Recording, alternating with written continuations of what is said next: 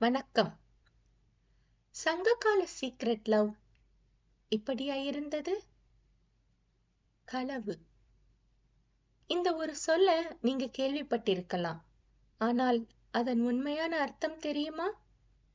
சங்க காலத்தில் காதல் 2 வகை: களவு மற்றும் கற்பு. அதில் களவு என்றால் திருமணத்திற்கு முன் யாருக்கும் தெரியாமல் நடக்கும் காதல்.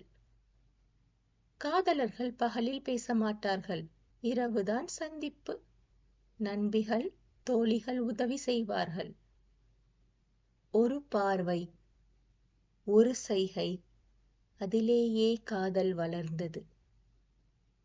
இன்றைய சீக்ரெட் ரிலேஷன்ஷிப் அந்த காலத்துல களவு. இந்த மாதிரி சங்க கால சொற்களை தெரிந்து கொள்ள யாழினியின் குரலில் சேனலை சப்ஸ்கிரைப் செய்து எங்களோடு இணைந்திருங்கள். நன்றி.